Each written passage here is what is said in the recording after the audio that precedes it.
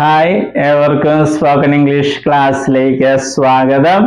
ഇന്നത്തെ ക്ലാസ്സിൽ നാം കാണുന്നത് ഇംഗ്ലീഷിലെ മസ്റ്റ് ഹാവ്, അതിൻ്റെ ഉപയോഗമാണ്. Must have.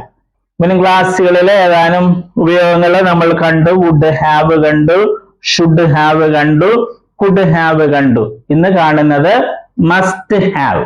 മസ്റ്റ് ഹാവ് എന്തിനു വേണ്ടി ഉപയോഗിക്കുന്നത്? കഴിഞ്ഞ ഒരു കാര്യം നമ്മൾ ഊഹിച്ച് അത് സംഭവിച്ചിട്ടുണ്ട് എന്ന് ഊഹിച്ച് ഉറപ്പോടെ പറയുന്നതിനാണ് മസ്റ്റ് ഹാവ് ഉപയോഗിക്കുന്നത്. ഉദാഹരണമായി എൻ്റെ കൂട്ടുകാരൻ എന്നോട് പറഞ്ഞു, ഇന്ന് രാവിലെ അവൻ തിരുവനന്തപുരത്ത് പോകുമെന്ന്. ഇപ്പോൾ സമയം ഉച്ചയായി. അപ്പോൾ ഞാൻ എൻ്റെ വേറൊരു കൂട്ടുകാരനോട് പറയുകയാണ്, അവൻ പോയിട്ടുണ്ടാകും. എനിക്ക് ഉറപ്പാണ് അവൻ പോയിട്ടുണ്ടാകുമെന്ന്. കാരണം അവൻ എന്നോട് പറഞ്ഞിരുന്നു. ഓക്കെ, പക്ഷെ അവൻ പോകുന്നതൊന്നും ഞാൻ കണ്ടിട്ടില്ല. ഞാൻ ഉറപ്പോടെ ഊഹിച്ച് പറയുകയാണ് അവൻ പോയിട്ടുണ്ടാവും, കാരണം അവനോട് പറഞ്ഞിരുന്നു അവൻ പോകുമെന്ന്. അങ്ങനെ ഒരു കാര്യം നടന്നതായി ഊഹിച്ച് ഉറപ്പോടെ പറയുന്നതിന് വേണ്ടിയാണ് ഈ മസ്റ്റ് ഹാവ് ഉപയോഗിക്കുന്നത്. ഒരു ട്രെയിനിന്റെ കാര്യം എടുക്കുക. ആ ട്രെയിൻ എല്ലാ ദിവസവും 5 മണിക്ക്, വൈകുന്നേരം 5 മണിക്ക് വരാറുണ്ട്. അപ്പോൾ ഞാൻ പറയുകയാണ്, ഇപ്പൊ 6 മണിയായി. ഞാൻ പറയാം ആ ട്രെയിൻ വന്നിട്ടുണ്ടാകും. ഞാൻ ട്രെയിൻ വന്നതൊന്നും കണ്ടിട്ടില്ല. എല്ലാ ദിവസവും ആ ട്രെയിൻ 5 മണിക്ക് വരാറുണ്ട്. അതുകൊണ്ട് ഇപ്പൊ 6 മണിയായി, വൈകിട്ട് 6 മണിയായി, വൈകുന്നേരം 5 മണിക്ക് ആ ട്രെയിൻ വരാറുണ്ട്. അപ്പോൾ ഞാൻ ഊഹിച്ച് ഉറപ്പോടെ പറയുകയാണ് ആ ട്രെയിൻ വന്നിട്ടുണ്ടാകും. കഴിഞ്ഞു പോയ ഒരു കാര്യമാണ്. നമ്മളത് ഉറപ്പോടെ ഊഹിച്ച് പറയുന്നതിനാണ് എന്ത് ഉപയോഗിക്കുക? മസ്റ്റ് ഹാവ് ഉപയോഗിക്കുക.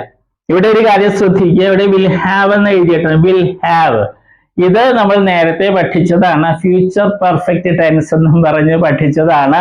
അതിന്റെ ഉപയോഗം നമുക്ക് ഓർമ്മയിലേക്ക് കൊണ്ടുവരാം. നാളെ അവൻ പോയിട്ടുണ്ടാകും. അങ്ങനെ പറയുന്നതിന് നമ്മൾ വിൽ ഹാവ് ആണ് ഉപയോഗിക്കുക. He will have gone tomorrow. Will have പഠിച്ച സന്ദർഭത്തിൽ അന്ന് ക്ലാസ്സിൽ പറഞ്ഞിരുന്നു.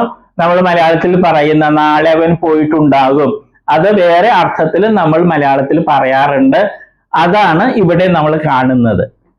ഒരേ വാക്കുകൾ തന്നെ വ്യത്യസ്തമായ 2 കാര്യങ്ങൾ സൂചിപ്പിക്കാൻ വേണ്ടി നമ്മൾ ഉപയോഗിക്കുന്നു. ഉദാഹരണമായിട്ട് നാളെ അവൻ പോയിട്ടുണ്ടാകും, ഇന്നലെ അവൻ പോയിട്ടുണ്ടാകും. രണ്ടും നമ്മൾ പറയാറുണ്ട്. രണ്ടും 2 അർത്ഥത്തിലാണ്. ഇന്നലെ അവൻ പോയിട്ടുണ്ടാകും, കാരണം അവൻ എന്നോട് പറഞ്ഞു അവൻ തിരുവനന്തപുരത്ത് പോകും. അപ്പൊ ഞാൻ പറയുകയാണ് ഇന്നലെ അവൻ പോയിട്ടുണ്ടാകും. അത് കഴിഞ്ഞുപോയ കാര്യമാണ്. നാളെ അവൻ പോകുമെന്ന് എന്നോട് പറഞ്ഞിട്ടുണ്ട്.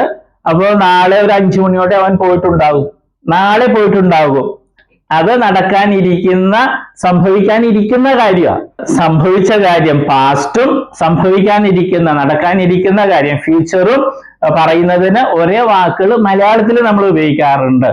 ഇന്നലെ അവൻ പോയിട്ടുണ്ടാകും, നാളെ 5 മണിക്ക് അവൻ പോയിട്ടുണ്ടാകും. രണ്ടും നമ്മൾ പറയും. പക്ഷെ ഇത് രണ്ടും 2 കാര്യങ്ങളാണ്. ഒന്ന് കഴിഞ്ഞുപോയതാണ്, മറ്റത് നടക്കാനിരിക്കുന്നതാണ്. ഇംഗ്ലീഷില് ആ കഴിഞ്ഞുപോയ കാര്യം സൂചിപ്പിക്കാൻ വേണ്ടി മസ്റ്റ് ഹാവ് ഉപയോഗിക്കും. വരാനിരിക്കുന്ന കാര്യം, സംഭവിക്കാനിരിക്കുന്ന കാര്യം ആ രീതിയിൽ പറയാൻ വേണ്ടി വിൽ ഹാവ് ഉപയോഗിക്കും. വിൽ ഹാവ് നമ്മൾ വീണ്ടും പഠിക്കില്ല, അത് കഴിഞ്ഞതാണ്.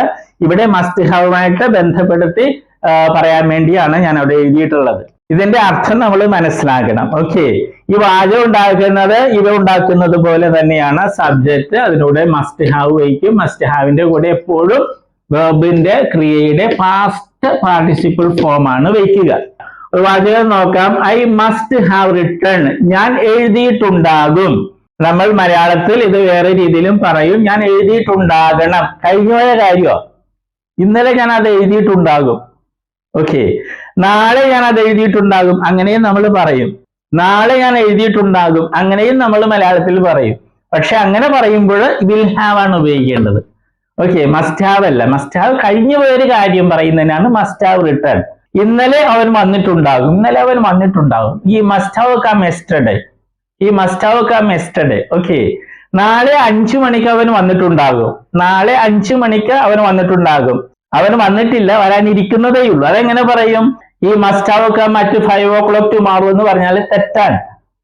കാരണം അത് നടക്കാനിരിക്കുന്നതാ. അതിന് ഇത് ഉപയോഗിക്കണം. He will have come tomorrow at 5 o'clock.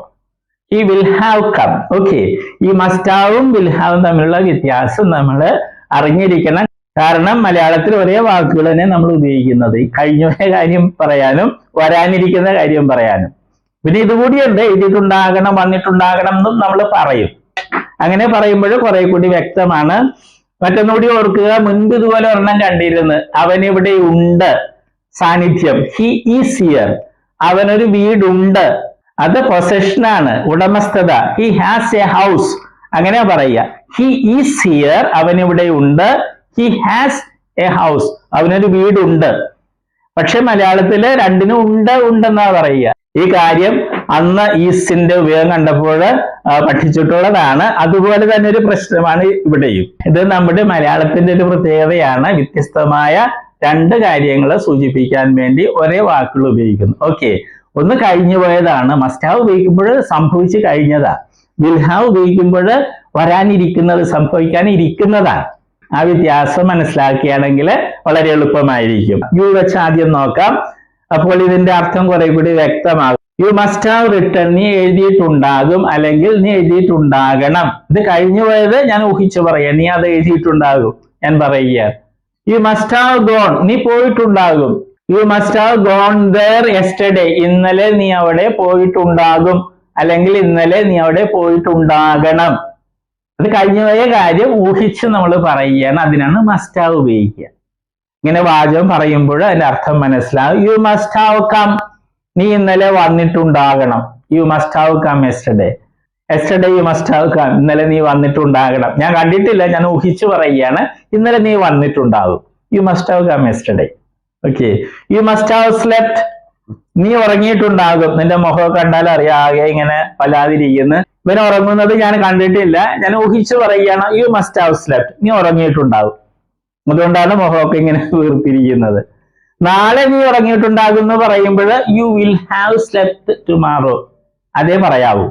U must have slept tomorrow എന്ന് പറയുന്നത് തെറ്റാണ്. അത് കഴിഞ്ഞൊരു കാര്യം ഊഹിച്ചു പറയുകയാണ്. ഇത് ഊഹിക്കണമെന്നില്ല, വരാനിരിക്കുന്ന കാര്യമാണ്. വിൽ ഹാവ് വെച്ച് പറയുക. ഓക്കെ. പക്ഷെ മലയാളത്തില് ഒരേ വാക്കുകളാണ് നമ്മൾ ഉപയോഗിക്കുന്നത്. യു മസ്റ്റ് ഹാവ് ഹെൽപ്ഡ്, നീ സഹായിച്ചിട്ടുണ്ടാകും. നമ്മൾ ഊഹിച്ചു പറയുകയാണ്. U must have helped him, അവൻ നിന്റെ അടുത്ത് വരുന്നതൊക്കെ ഞാൻ കണ്ടു, അവൻ സന്തോഷത്തോടെ തിരിച്ചു പോകുന്നത് ഞാൻ കണ്ടു. I know U must have helped him, നീ അവനെ സഹായിച്ചിട്ടുണ്ടാകും. നമ്മൾ ഊഹിച്ച് കഴിഞ്ഞുപോയ കാര്യം ഉറപ്പോടെ പറയുക. Okay. You must have asked, നീ ചോദിച്ചിട്ടുണ്ടാകും. ഈ വെച്ച് പറയാം. ഇതേപോലെ തന്നെയാണ് പറയുന്നത്. ഇതിന്റെ അർത്ഥം മനസ്സിലാക്കാൻ ശ്രദ്ധിക്കുക. മസ്റ്റ് ഹാവും വിൽ ഹാവും തമ്മിലുള്ള വ്യത്യാസവും മനസ്സിലാക്കാൻ ശ്രദ്ധിക്കണം. ഹി മസ്റ്റ് ഹാവ് റിട്ടൺ, അവൻ എഴുതിയിട്ടുണ്ടാകും. ഞാൻ അവനോടൊരു കഥ എഴുതാൻ പറഞ്ഞിരുന്നു, ഇന്നലെ അവൻ അത് എഴുതിയിട്ടുണ്ടാകും. He must have written yesterday, he must have written yesterday. അല്ലെങ്കിൽ അവൻ ഇന്നലെ എഴുതിയിട്ടുണ്ടാകണം. അവനോടൊരു കഥ എഴുതാൻ പറഞ്ഞിട്ടുണ്ട്, നാളെ അവൻ ആ കഥ എഴുതിയിട്ടുണ്ടാകും. ഇതേ വാക്കുകൾ തന്നെ. He will have written A story tomorrow. അപ്പോൾ നമ്മൾ വിൽ ഹാവ് ഉപയോഗിക്കണം. ഹി മസ്റ്റ് ഹാവ് ഗോൺ, അവൻ പോയിട്ടുണ്ടാകണം. കഴിഞ്ഞുപോയ ഒരു കാര്യം നമ്മൾ ഊഹിച്ച് ഉറപ്പോടെ പറയുകയാണ്. ആ വ്യത്യാസം മനസ്സിലാക്കുക. ഹി മസ്റ്റ് ഹാവ് കം, അവൻ വന്നിട്ടുണ്ടാകും. എല്ലാ ദിവസവും 5 മണിക്ക് അവൻ വരാറുണ്ട്. ഇപ്പോൾ വൈകിട്ട് 6 മണിയായി. ഹി മസ്റ്റ് ഹാവ് കം, അവൻ വന്നിട്ടുണ്ടാകും, അല്ലെങ്കിൽ അവൻ വന്നിട്ടുണ്ടാകണം. ഊഹിച്ച് ഉറപ്പോടെ നടന്നതായിട്ടുള്ള ഒരു കാര്യം പറയാൻ വേണ്ടിയാണ് മസ്റ്റ് ഹാവ് ഉപയോഗിക്കുക. Okay. He must have slept, അവൻ ഉറങ്ങിയിട്ടുണ്ടാകണം, അല്ലെങ്കിൽ അവൻ ഉറങ്ങിയിട്ടുണ്ടാകും. നേരത്തെ പറഞ്ഞ ഉദാഹരണം തന്നെ. നമ്മൾ ഒരുവനെ കാണുകയാണ്, അവന്റെ മുഖമൊക്കെ വല്ലാതിരിക്കുന്നത്. അപ്പോൾ നാം കൂട്ടുകാരോട് പറയണം ഹി മസ്റ്റ് ഹാവ് സ്ലെപ്റ്റ്, അവൻ ഉറങ്ങിയിട്ടുണ്ടാകും. അതുകൊണ്ടാണ് മുഖം ഇങ്ങനെ ഇരിക്കുന്നത്. ഇത് തന്നെ ഫ്യൂച്ചറിൽ നമ്മൾക്ക് ഇതേ വാക്കുകൾ മലയാളത്തിൽ ഉപയോഗിക്കും. നാളെ അവൻ 8 മണിക്ക് ഉറങ്ങിയിട്ടുണ്ടാകും. എല്ലാ ദിവസവും അവൻ 7 മണിക്ക് ഉറങ്ങാൻ കിടക്കും. അപ്പൊ 8 മണിയോടെ ഉറങ്ങിയിട്ടുണ്ടാവും. He will have slept at 8 o'clock, അല്ലെങ്കിൽ 8 മണിയോടെ, ബൈ 8 o'clock. ഇത് നമ്മൾ നേരത്തെ കണ്ടതാണ്. ഇത് തമ്മിലുള്ള വ്യത്യാസം നമ്മൾ മനസ്സിലാക്കണം. പലരും ഇത് തെറ്റിച്ച് പറയാറുണ്ട്. അതുകൊണ്ടാണ് ഇങ്ങനെ വീണ്ടും വീണ്ടും പറയുന്നത്. കാരണം മലയാളത്തിന്റെ പ്രശ്നമാണ്, ഒരേ വാക്കുകള് വ്യത്യസ്തമായ രണ്ട് കാര്യങ്ങൾ പറയാൻ വേണ്ടി നമ്മൾ ഉപയോഗിക്കും. നമുക്കത് മനസ്സിലാകും. പക്ഷെ ഇംഗ്ലീഷിൽ രണ്ടും രണ്ട് രീതിയിൽ പറയണം. അത് പലപ്പോഴും സ്റ്റുഡൻസ് തെറ്റിക്കുന്നത് കണ്ടിട്ടുണ്ട്. ഹി മസ്റ്റ് ഹാവ് ഹെൽപ്ഡ്, അവൻ സഹായിച്ചിട്ടുണ്ടാകും. സംഭവിച്ചൊരു കാര്യം ഉറപ്പോടെ ഊഹിച്ച് പറയുകയാണ് മസ്റ്റ് ഹാവ് വെച്ച്. ഹി മസ്റ്റ് ഹാവ് ആസ്ക്ഡ്, അവൻ ചോദിച്ചിട്ടുണ്ടാകും. നമ്മൾ ഊഹിച്ച് പറയുകയാണ്. ഇനി ഇതുപോലെ തന്നെയാണ് ഷീ. നമുക്ക് ദേ വെച്ച് നോക്കാം. ദേ മസ്റ്റ് ഹാവ് റിട്ടൺ, അവർ എഴുതിയിട്ടുണ്ടാകും അല്ലെങ്കിൽ അവർ എഴുതിയിട്ടുണ്ടാകണം. ദേ മസ്റ്റ് ഹാവ് ഗോൺ, അവർ പോയിട്ടുണ്ടാകണം. അവര് 7 മണിക്ക് പോകുന്ന പറഞ്ഞിരുന്നത്, ഇപ്പൊ 9 മണിയായില്ലേ, അവര് പോയിട്ടുണ്ടാവും. ഞാൻ കണ്ടില്ല പോകുന്നത്, പക്ഷെ ഉറപ്പോടെ പറയുക ദേ മസ്റ്റ് ഹാവ് ഗോൺ, അവർ പോയിട്ടുണ്ടാകണം അല്ലെങ്കിൽ അവർ പോയിട്ടുണ്ടാകും. ഓക്കെ, അർത്ഥം മനസ്സിലാക്കാൻ ശ്രദ്ധിക്കുക. ദേ മസ്റ്റ് ഹാവ് കം, അവർ വന്നിട്ടുണ്ടാകും അല്ലെങ്കിൽ അവർ വന്നിട്ടുണ്ടാകണം. ദേ മസ്റ്റ് ഹാവ് സ്ലെപ്റ്റ്, അവർ ഉറങ്ങിയിട്ടുണ്ടാകും. ദേ മസ്റ്റ് ഹാവ് ഹെൽപ്ഡ്, അവർ സഹായിച്ചിട്ടുണ്ടാകും. ദേ മസ്റ്റ് ഹാവ് ആസ്ക്ഡ്, അവർ ചോദിച്ചിട്ടുണ്ടാകും. ഇന്ന് നമ്മൾ മസ്റ്റ് ഹാവിന്റെ ഉപയോഗമാണ് കണ്ടത്. ഇതിന്റെ പ്രധാന പ്രശ്നം ഈ ക്ലാസ്സിൽ പല പ്രാവശ്യം പറഞ്ഞതുപോലെ പലപ്പോഴും സ്റ്റുഡൻസ് മസ്റ്റ് ഹാവും വിൽ ഹാവും അതിന്റെ വ്യത്യാസം അറിയാതെ ഉപയോഗിക്കുന്നത് കണ്ടിട്ടുണ്ട്. മസ്റ്റ് ഹാവ് കഴിഞ്ഞുപോയൊരു കാര്യം സൂചിപ്പിക്കാനാണ്, വിൽ ഹാവ് നടക്കാനിരിക്കുന്ന ഒരു കാര്യം സൂചിപ്പിക്കാനാണ്. എന്നാൽ മലയാളത്തിൽ നമ്മൾ ഒരേ വാക്കുകൾ തന്നെ ഈ 2 കാര്യങ്ങൾക്ക് ഉപയോഗിക്കും. അതുകൊണ്ടുള്ള പ്രശ്നമാണ്. ഇതിന്റെ അർത്ഥം മനസ്സിലായത് എളുപ്പമാണ്. എല്ലാ ക്ലാസ്സിലും പറയുന്ന പോലെ നിങ്ങൾ പ്രാക്ടീസ് ചെയ്യണം. ഓക്കെ, ഇനി വെർബിന്റെ ലിസ്റ്റ് ഉണ്ട്. എല്ലാ ദിവസവും കുറച്ച് വെർബ്സ് പഠിക്കുക. ആ ലിസ്റ്റിലെ എല്ലാ വെർബ്സും പഠിക്കണം.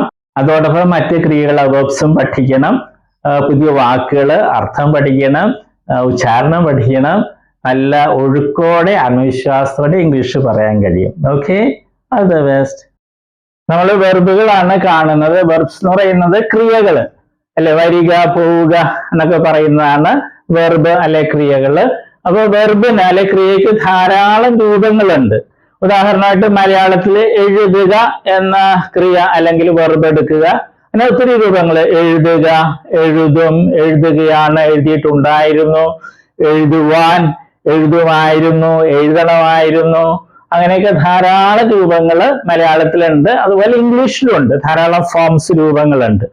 അതിൽ 4 എണ്ണമാണ് ഇംഗ്ലീഷിലെ ഏറ്റവും പ്രധാനപ്പെട്ട രൂപങ്ങൾ. അതേതൊക്കെയാണ്? ഫോം എന്ന് വെച്ചാൽ രൂപം. Base form, present form, past form, past participle form. ഈ 4 രൂപങ്ങളാണ് ഏറ്റവും പ്രധാനപ്പെട്ടത്. കാരണം ഇംഗ്ലീഷില് എല്ലാ ടെൻസ് എന്ന് പറയുന്നത് അത് മറ്റൊക്കെ ഉണ്ടാക്കുന്നത് ഈ 4 എണ്ണത്തില് ഏതെങ്കിലുമൊക്കെ ഉപയോഗിച്ചാണ് ടെൻസും മറ്റും ഉണ്ടാക്കുന്നത്. അപ്പൊ ഈ 4 എണ്ണം അറിഞ്ഞിരിക്കണം, എങ്കിലേ ഇംഗ്ലീഷ് സംസാരിക്കാനും എഴുതാനൊക്കെ സാധിക്കുകയുള്ളൂ.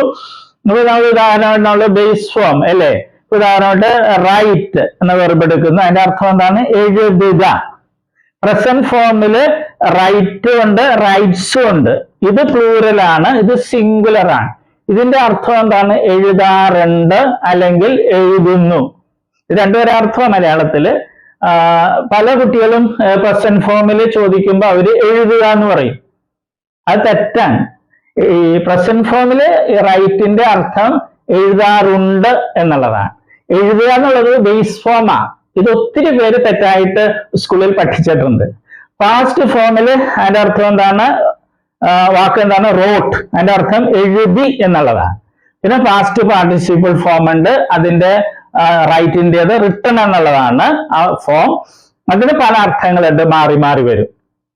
പിന്നെ ഒരു കാര്യം നമ്മൾ അറിഞ്ഞിരിക്കുക, ഈ ബേസ് ഫോമും പ്രസന്റ് ഫോം പ്ലൂറലും, ബേസ് ഫോമും പ്രസന്റ് ഫോം പ്ലൂറലും ഇംഗ്ലീഷ് ഭാഷയിലെ വെർബുകൾക്ക് ഒരെണ്ണത്തിനൊഴികെ, ബി എന്ന വെർബിനൊഴികെ ബാക്കി എല്ലാ വെർബുകൾക്കും ഒരേപോലെയാണ്. സ്പെല്ലിങ്ങും ഉച്ചാരണമൊക്കെ ഒരേപോലെ തന്നെയാണ്. ഏത്? ബേസ് ഫോമും പ്രസന്റ് ഫോം പ്ലൂറലും. അർത്ഥം വ്യത്യാസമുണ്ട്. ബേസ് ഫോമിൽ എഴുതുക എന്നുള്ളതാണ് റൈറ്റ് എന്ന് പറയുമ്പോൾ, പ്രസന്റ് ഫോമിൽ റൈറ്റ് എന്ന് പറയുമ്പോൾ എഴുതാറുണ്ട് എന്നുള്ളതാണ്. ഇംഗ്ലീഷ് ഭാഷയിൽ 1,70,70,000-ലധികം വെർബുകൾ, ക്രിയകളുണ്ട്. അപ്പൊ അതില് ഈ വെർബ് ഒഴിച്ച്, ബി എന്നൊരു വെർബ് ഉണ്ട് ഇംഗ്ലീഷില്, അത് ഒഴിച്ച് ബാക്കി എല്ലാ വെർബുകളുടെയും ബേസ് ഫോമും പ്രസന്റ് ഫോം പ്ലൂറലും ഒരേപോലെ, ഒരേ സ്പെല്ലിംഗ്, ഒരേ ഉച്ചാരണം. ഓക്കെ, അതുകൊണ്ട് നമ്മൾ ഇത് പ്രത്യേകിച്ച് പഠിക്കില്ല. നമ്മൾ ഇത് 3 പഠിക്കുന്നത്. അത് നമ്മൾ സ്കൂളിൽ പഠിച്ചിട്ടുണ്ട് അല്ലെ. Come, came, come, go, went, gone, അത് തന്നെ സാധനം.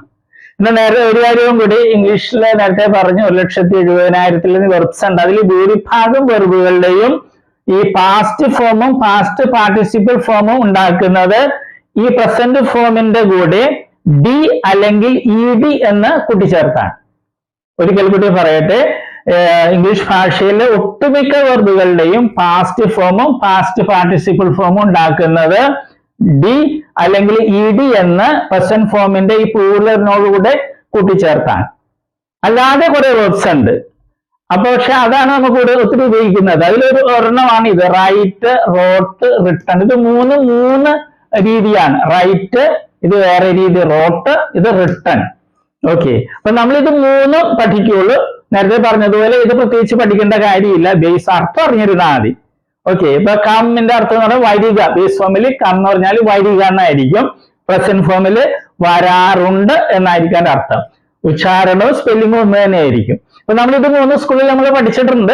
അത് ശരിയായിട്ടൊന്ന് മനസ്സിലാക്കണമെന്നേ ഉള്ളൂ. നമ്മളൊരു 16 ലിസ്റ്റ് വെർബുകൾ ഉണ്ടാക്കിയിട്ടുണ്ട്. ഏറ്റവും കൂടുതൽ ഉപയോഗിക്കുന്ന വെർബ്സ് ആണ് ഡി, ഇടിയും ചേർത്തതും ഉണ്ട്.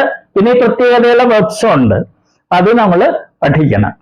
ഇന്ന് നമ്മൾ കാണുന്നത് വെർബുകളുടെ ലിസ്റ്റിലെ 15ാമത്തെ ലിസ്റ്റ് ആണ്.